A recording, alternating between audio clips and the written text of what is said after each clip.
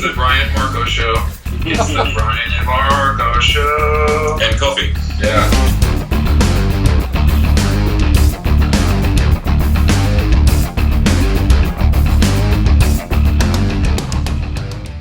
It's a guy who's called Diego Guerrero, and he says that if you can greet him, Diego Guerrero. Wario. Oh, Diego. this is Diego Guerrero. Yes. Say hi to Diego Guerrero. Diego Guerrero. Hello, how's it going? We got it on greeting tape. you here live. And next year, I'm going to see you in your hometown, in Mexico. Yes. Mexico City. One for Marco's Bryan. Or is he from Puebla? No, he's I he's think from Mexico, he's from I Mexico City, yes. Yeah, okay.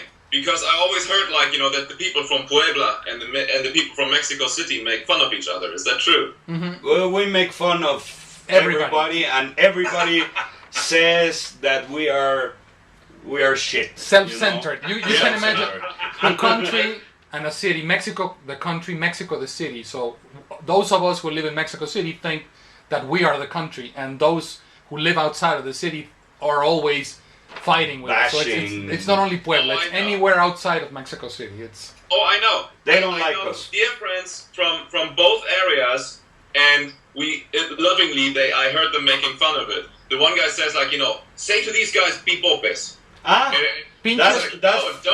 Puebla. It's terrible, yeah. If That's I was Puebla. to say that, I would get my ass kicked in Puebla. For There sure. you go.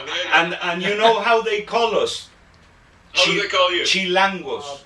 Julio Alberto Saldaña asks about your gear, Bryan. What gear will you be bringing down to Mexico to play?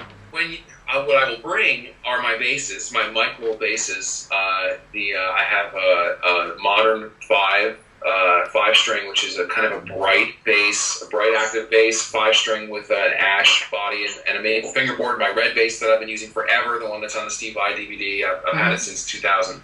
And then I have my dark bass, which is another mic roll, but it's a PJ and it's a alder body with rosewood fingerboard, so it's a much darker sound and warmer sound. Like I would use that on Gaping Head Wound and Finally and Cocktail Umbrellas. That's that kind of richer, darker sound versus the bright sound, which I would use for like Culture Clash and Oh No and Living the Dream. So it's two very different sound worlds there.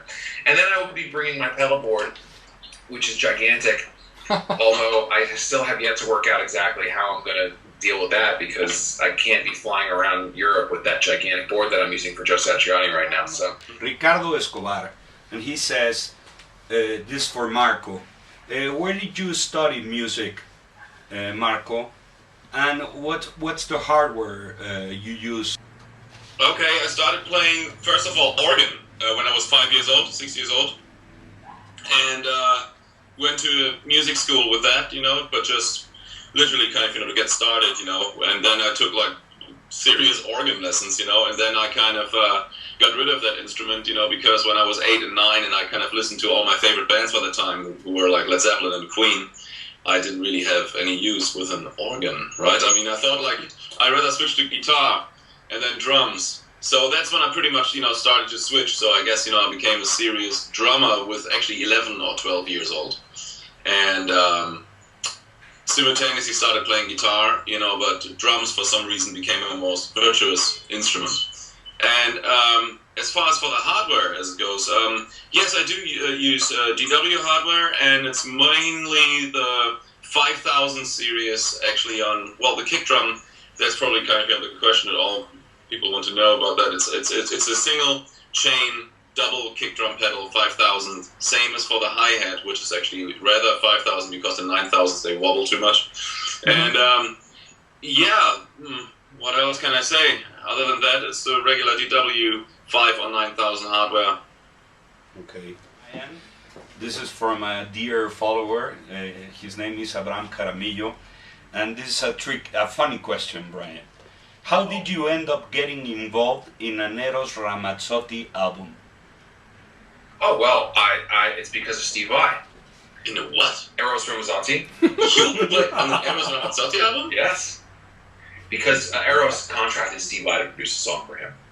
Wow. So Steve had basically Steve Vai was the contractor for this song. And so he just took his live band at the time and had us, play parts in a typically Steve Vai, very heavily orchestrated track. Just a regular pop song with dance beat, kind of very simple chord progression and all this. And and he just very simple chord changes, nothing fancy, just played the song. I mean, I have played pop songs before, and I can play and have played simple music. All I'm there to do is just to play the song that's in front of me and try and play the best possible bass line that I can play for that song. So in that case, it was Steve producing. I did it at his studio. He had already the session up with like 50 tracks and everything. I mean, like all sorts of orchestrations. And then he just said, okay, well, here's the groove. And I just played it a certain way. He says, no, I play it that way. And I played it that way. He said, I'll play it that way, but a little bit more like this. No, I'll play it that way, a little bit more like this. And now add that. And he said, okay, now do that. And there it was. Okay. Now, I didn't, me being an ignorant American, I didn't know who Eero Stromazzotti was at all. I do. But, but after the record came out, it was kind of like, I got this question a couple times. Whoa, why are you doing that? Well, me being from Germany, and I can tell you I have a lot of friends in Italy. In Italy, he's huge. Yeah, he's a superstar, right? In Mexico, he's huge. Here, he's huge.